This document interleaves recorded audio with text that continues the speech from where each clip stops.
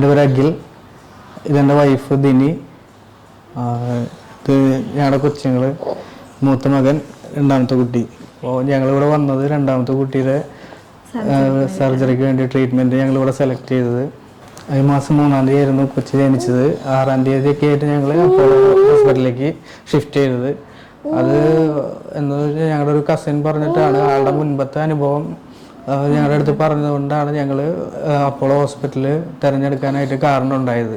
ഞങ്ങൾ കൊച്ചിൻ്റെ അസുഖത്തിൻ്റെ കാര്യങ്ങളൊക്കെ സംസാരിച്ചു.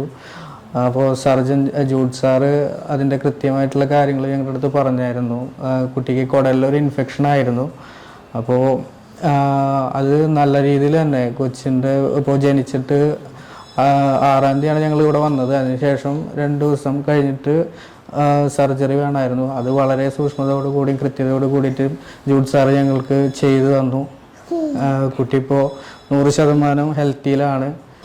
അപ്പോൾ ജിനോ സാറും പിന്നെ അതേപോലെ തന്നെ ജൂഡ് സാറും നല്ല രീതിയിൽ തന്നെ കൊച്ചിനെ ട്രീറ്റ്മെൻറ്റൊക്കെ ചെയ്തു. ഇപ്പോൾ കൊച്ച് 100% ഹെൽത്തി കണ്ടീഷനിലാണ് ഉള്ളത്.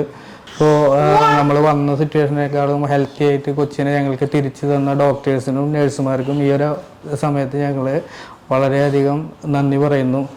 100% കടപ്പാട് അവരുടെ അടുത്ത് ഞങ്ങൾ അറിയിക്കുകയാണ്. ബേബി ധിനി, ഈ കുട്ടി ജനിച്ചത് വേറൊരു ആശുപത്രിയിലായിരുന്നു. ജനിച്ച് ഏതാനും മണിക്കൂറുകൾക്കകം തന്നെ കുട്ടിയുടെ ആരോഗ്യസ്ഥിതി വളരെ മോശമാവുകയും കുട്ടിയുടെ വയറിന് വീക്കമുള്ളതായും അണുബാധയുടെ ലക്ഷണമുള്ളതായും കണ്ടുപിടിച്ചിരുന്നു. തുടർ ചികിത്സ അവിടെ സാധ്യമല്ലാത്തതിനാൽ അവർ കുട്ടിയെ ഉടനെ തന്നെ ഇങ്ങോട്ട് ട്രാൻസ്ഫർ ചെയ്തു. ഇവിടെ വന്നപ്പോൾ കുട്ടി വളരെയധികം മോശാവസ്ഥയിലായിരുന്നു. NEC എന്ന് പറയുന്ന രോഗമായിരുന്നു കുഞ്ഞിന്. അതായത് കുടലിൽ രക്തഓട്ടം നിലച്ച്, അണുബാധ കാരണം രക്തഓട്ടം നിലച്ച് വരുന്ന ഒരവസ്ഥയാണത്. ആ അവസ്ഥയിൽ നല്ല ഒരു ശതമാനം കുട്ടികളും മരണം സംഭവിക്കും. പക്ഷേ ഞങ്ങൾ ആ റിസ്ക് എടുത്തു. എമർജൻസി ആയിട്ട് തന്നെ ഓപ്പറേഷൻ ചെയ്തു. ചെറുകുടലിൻ്റെ 90% ഭാഗത്തും രക്തഓട്ടം കോംപ്രമൈസ്ഡ് ആയിരുന്നു. പല ഭാഗത്തും സുഷിരം, ദ്വാരം, പെർഫറേഷൻ ഉണ്ടാകുന്ന ഒരു അവസ്ഥയിലായിരുന്നു. എന്നാലും തന്നെ നമ്മൾ ഓപ്പറേഷൻ നടത്തി.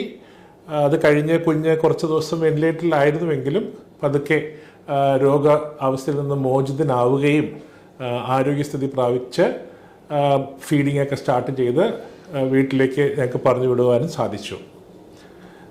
ഇത്തരം അവസ്ഥയിൽ നമ്മൾ ഇതുപോലെ ഫെസിലിറ്റീസ് ഉള്ള ഒരു മേജർ ആശുപത്രിയിലേക്ക് ഉടനെ ട്രാൻസ്ഫർ ചെയ്യുക എന്നുള്ളത് തന്നെയാണ് അതിൻ്റെ രീതി.